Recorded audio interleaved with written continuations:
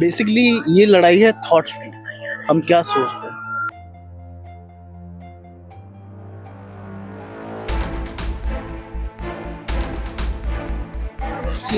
Speechless.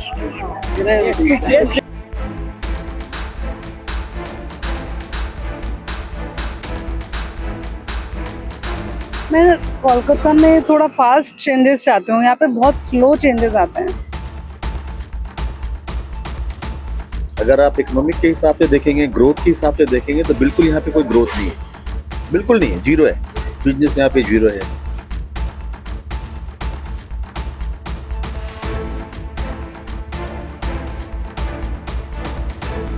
पश्चिम बंगालच्या राजकारणामध्ये जर एका इमारतीचं नाव खास करून घेतलं जात असेल तर ती म्हणजे ही रायटर्स बिल्डिंग, जी माझ्या मागे तुम्ही बघता आहात. सत्तेचं सगळं केंद्र इथे एकवटलेलं होतं आणि ममता बॅनर्जी यांनी इथलं सत्ता केंद्र जे आहे ते 99ला हलवेपर्यंत, म्हणजे 2013 पर्यंत याच रायटर्स बिल्डिंगमधून सत्तेचं सगळी सूत्र जी होती ती हालत होती.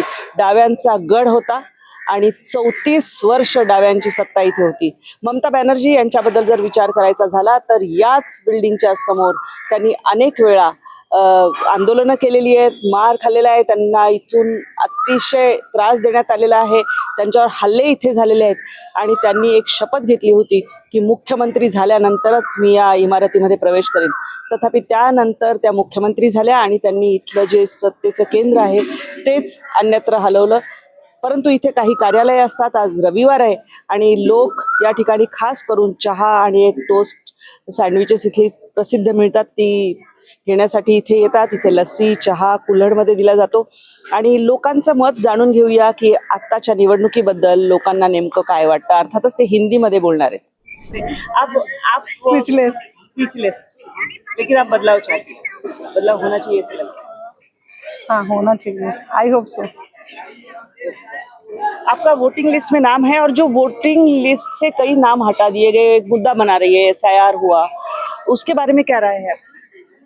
ऐसा है यार, तो बहुत अच्छी चीज लगी मुझे, होना चाहिए था। हाँ, क्यों बहुत जरूरी अच्छी लगता है चीज। कि क्यों होना चाहिए?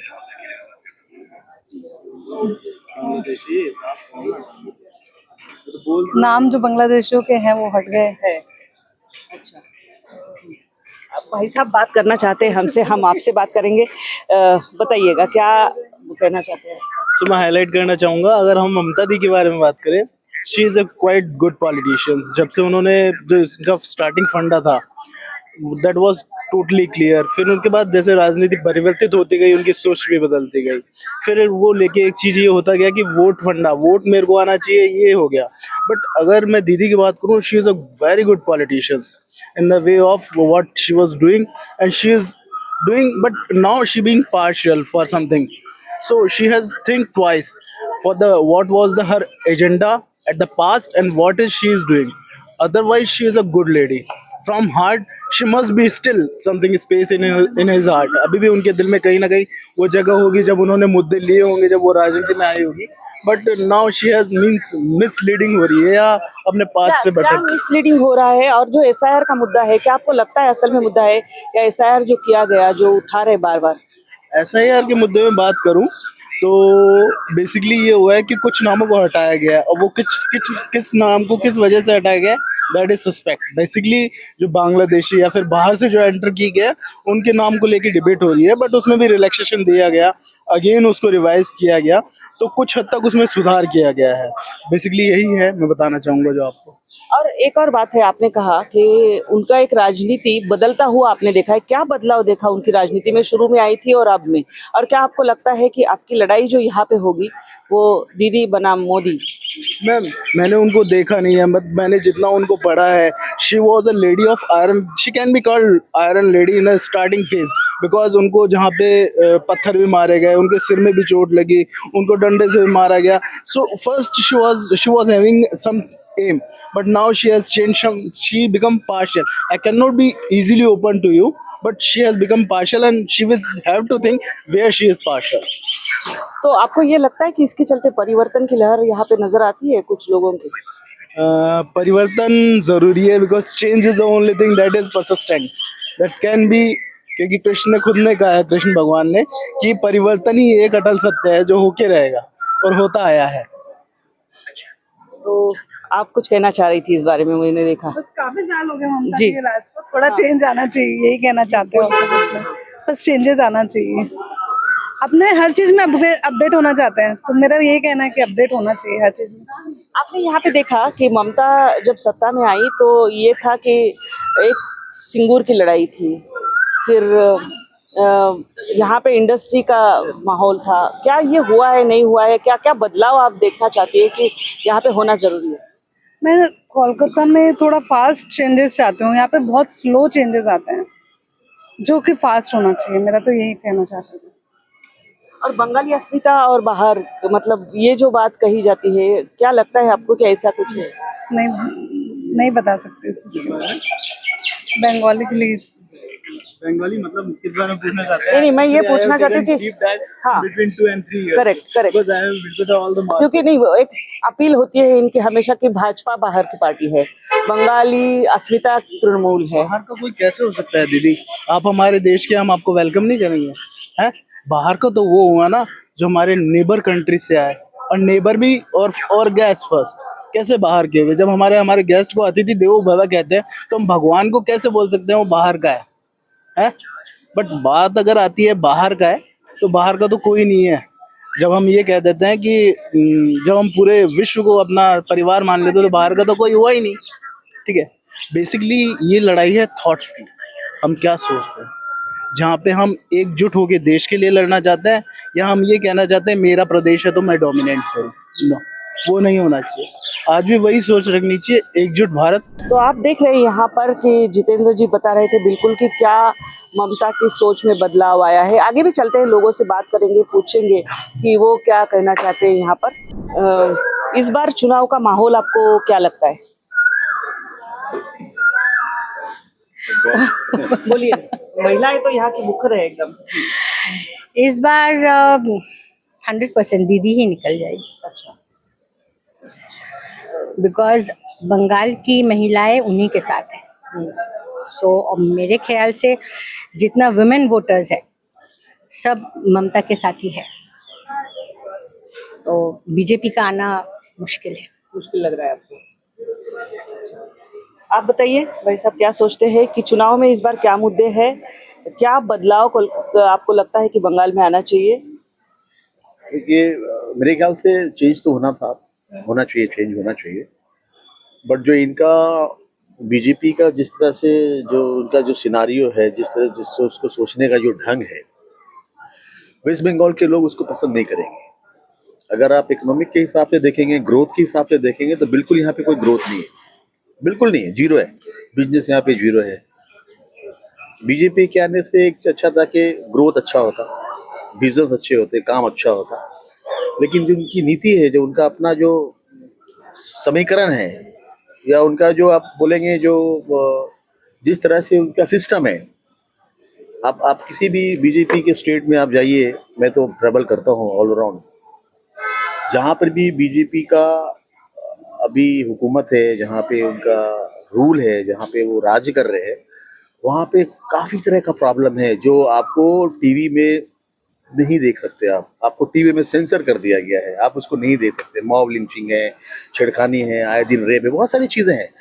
उस हिसाब से Calcutta is the best place. At least यहाँ पे सुकून है।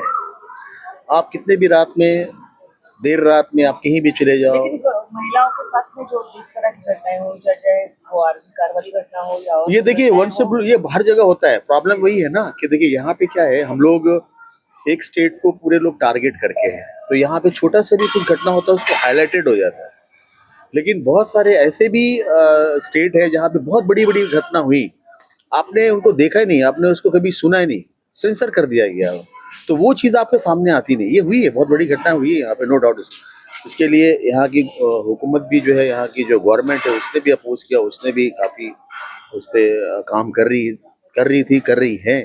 लेकिन के बारे में क्या कहेंगे आप, जिस तरह से हुआ SIR, क्योंकि रोहिंग्याओं के नाम काटे गए ऐसा कहा जा रहा है, क्या बोले? ऐसा कुछ कौन रोहिंग्या? एक तो भी रोहिंग्या को तो पढ़ के दिखाया नहीं आज तक उसने। आप अगर देखें, आप सर्वे के हिसाब से देखेंगे तो एक भी रोहिंग्या को तो आपने पकड़ा नहीं। इसमें दोनों सबसे ज्यादा तो हिंदुओं का नुकसान हुआ, क्योंकि बहुत सारे जो माइग्रेंट जो लोग थे, जो लोग बिहार यूपी से आके यहाँ पे काम करते थे, काफी दिनों से रह गए, उसने भी अपना वोटर कार्ड बना रखा है, वो भी वोट दे रहे थे, उनके भी दादा परदादा के टाइम से आ रहे। लेकिन वैसे ऐसे लोग हैं जिनको आप देखेंगे कि वो उनका इसके पहले वाले इलेक्शन में सभी ने वोट दिया था, इसमें उसका नाम नहीं है, काट दिया गया। तो ये तो 100 साजिश है, ये तो वोट कटिंग का बहुत सारा सिस्टम है, जिसको लेके वो नहीं चाहते कि जैसे पॉजिटिव एक वोटिंग, पॉजिटिव वोटिंग जैसा होता है ना, जैसे इस बार साइलेंस वोटिंग 192%, 96%, है ना। तो उस तरह से वो नहीं, उनको लगा कि SIR करके हम वोट कटिंग करके शायद मेरा कुछ दबाव बढ़े उन पे, बट ऐसा कुछ नहीं होगा यहाँ पे, क्योंकि हम लोग यहाँ पे, मैं जो आपको बता रहा हूँ ये ग्राउंड रिपोर्ट बता रहा हूँ आपको मैं आपको, क्योंकि हम लोग लोगों में मिलते हैं, लोगों से बात करते हैं, हम लोग हर जगह पे बैठते हैं, तो ग्राउंड, कोई पॉलिटिकल वे में कुछ भी नहीं है, मैं बात कर रहा हूँ आपसे, समझे ना मेरी बात को।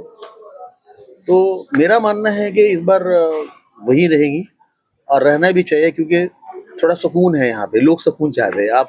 आप 2 वक्त की रोटी खाओ, बाल बच्चों को इस तरीके से सुकून से आप रखना पसंद करते हैं।